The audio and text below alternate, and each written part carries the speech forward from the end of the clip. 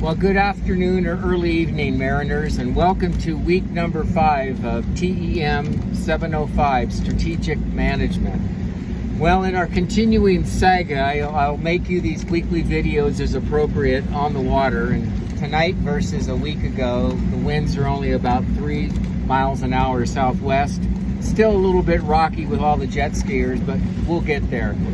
Hey, so this week, there's a lot of important things to consider. Last week, I really focused on the so-called external environment. You know, one thing as a leader, it's always important for you, I hate to use this word paranoid, but I had a client, Intel, once, and the thing I appreciated about their CEO and the book he wrote called Only the Paranoid Survive is that in the area of strategic management, you always have to stay ahead of the curve. Just when things are comfortable, you got to be always aware of what's going on in your external environment, the social, the political, the technical, all the environmental issues, these strategic linkages that are now occurring more and more on a global basis. So you got a good dose of some theories and some best practices last week of what organizations do in assessing their external environment. Now this week, we talk about your internal environment. And when you look at the internal environment, probably the number one tool that most organizations use in strategic management is what they call the SWOT analysis. The strength, weakness, opportunity, and threat profile, where you just take a hard look at your organizations. You bring your executives in, even your troops, to look at what is it you do well, what can you do even better, where are the opportunities out there that could be seized, those opportunities, and you heard what Michael Porter said about opportunities, what you heard about the blue ocean strategies, and then threats. You know, threats are really important to really assess what's around the corner and how your organization can prepare to deal with that threat. So you'll learn a little bit about the SWOT analysis. You'll learn a little bit about the resource-based view, where you look at your current resources and kind of build on your strengths. You look at activity-based costing, various financial metrics and benchmarks that organizations use to assess how is your organization doing in relation to the best of breed. Value chain analysis is another big thing. All this is covered in your PowerPoint from Pierce, and it's a real top line. And if you feel like you need to deep dive some of these concepts, feel free to Google them if you want to get more context as well.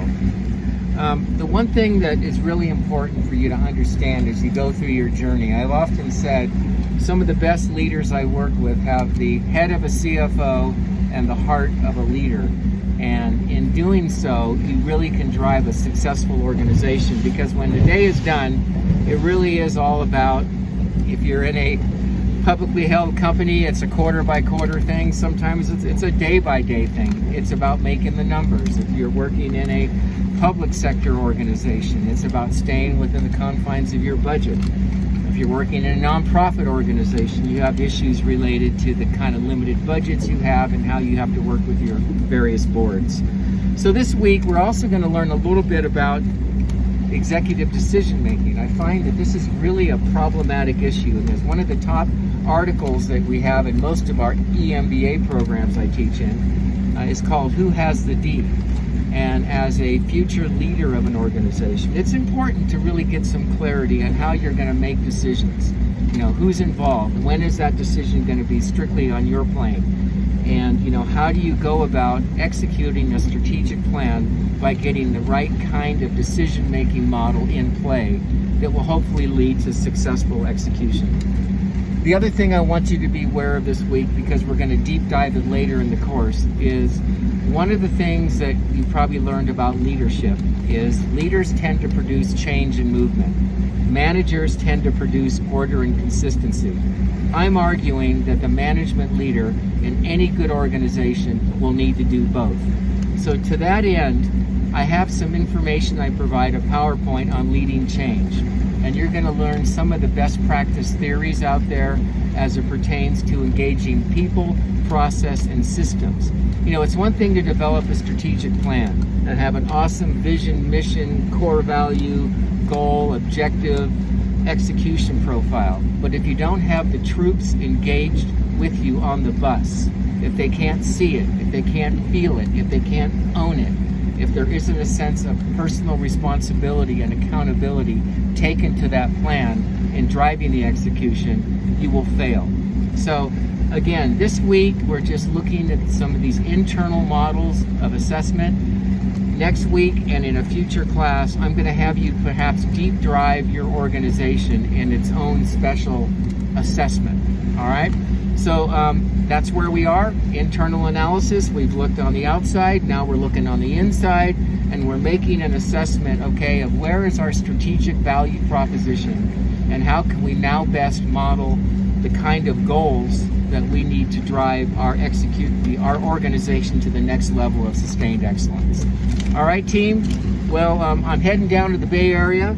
Future videos may be on saltwater. They may be through the Delta. Who knows? I may hop on the boat and hop down to the Maritime Academy and let's get a picture of that beautiful golden bear, huh? And kind of take it from there. And there comes the sun. I guess we got a big blue moon coming either tonight or the next night. So anyhow, keep up the great work. I'm sure it's always there. And I'll be back at you. Take care. Bye.